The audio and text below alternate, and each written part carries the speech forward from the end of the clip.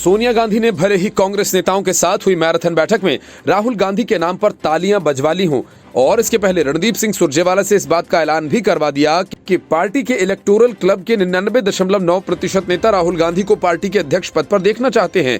लेकिन कांग्रेस के साथ संकट यह है कि अगर राहुल गांधी पार्टी का अध्यक्ष बनते हैं तो यूपीए के सहयोगी दल एक एक कर कांग्रेस से किनारा कर सकते हैं। आरजेडी ने पहले ही राहुल गांधी के नेतृत्व पर सवाल उठाए थे। आरजेडी नेता शिवानंद तिवारी ने तो सोनिया गांधी को पुत्र मोह से ऊपर उठने तक की सलाह दे डाली थी। लेकिन कांग्रेस को बड़ी चुनौती एनसीपी की तरफ से मिलने वाली है। शरद पवार ने राहुल गांधी को पार्ट टाइम पॉलिटिशियन करार दिया था और अपनी बात पर वे आज तक कायम हैं।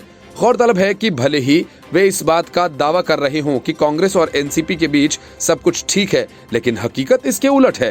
कृषि कानूनों का विरोध कांग्रेस के साथ शरद पवार भी कर रहे हैं, लेकिन वे राहुल गांधी की अगुवाई में कोई काम नहीं करना चाहते। यही वजह है कि जब कृषि कानूनों को रद्द करवाने के लिए 5 विपक्षी नेता राष्ट्रपति रामनाथ कोविंद से मिले, जिसमें शरद पवार और राहुल गांधी दोनों शामिल थे, लेकिन इस पूरे घटनाक्रम में शरद पवार ने राहुल गांधी को कोई भाव नहीं दिया। हालांकि ये खबर फैलाई गई थी कि राष्ट्रपति से मिलने के पहले राहुल गांधी और शरद पवार के बीच मीटिंग हुई थी, लेकिन सूत्र बताते हैं कि दोनों के बीच ऐसी कई मीटिंग हुई थी कि दोनों के बीच ऐसी कोई मीटिंग हुई ही नहीं। सूत्रों का कहना है कि राष्ट्रपति को संयुक्त ज्ञापन सौंपने के लिए राष्ट्रपति भवन आने तक दोनों नेताओं की एक दूसरे से मुलाकात तक नहीं हुई। बातचीत तो दूर की बात है। राहुल गांधी पवार की उस बात से परेशान हैं जिसमें उन्होंने राहुल गांधी को अस्थिर बताया था। असल में किसानों को लेकर विपक्ष की सामूहिक चिंता में राहुल गांधी शामिल होना चाहते थे और इसके लिए वह विशेष रूप से गोवा से दिल्ली आए थे ताकि राष्ट्रपति से मुलाकात के समय वे मौजूद रहें। राहुल गांधी और शरद पवार केवल उस समय आमने सामने आए जब वे राष्ट्रपति भवन की बैठक में राष्ट्रपति के आने का इंतजार कर रहे थे। वे एक दूसरे को देखकर मुस्कुराए और शरद पवार ने राहुल गांधी को बताया कि उन्होंने सोनिया जी के जन्मदिन पर उन्हें फोन किया था और इसके अलावा न तो दोनों ने हाथ मिलाया और न ही दोनों में कोई राजनीतिक चर्चा ही हुई।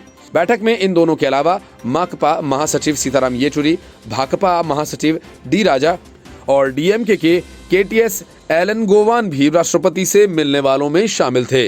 राष्ट्रपति से मुलाकात के तुरंत बाद शरद पवार मुंबई लौट गए और राहुल गांधी से उनकी कोई बातचीत ही नहीं हो सकी। राहुल के खिलाफ पवार की टिप्पणी के बाद कांग्रेस और एनसीपी के रिश्ते काफी तल्ख हो गए, लेकिन बाद में ये कहा गया कि सब ठीक है, लेकिन ऐसा कुछ भी नहीं है। दोनों नेताओं के बीच तनातनी आज भी कायम है।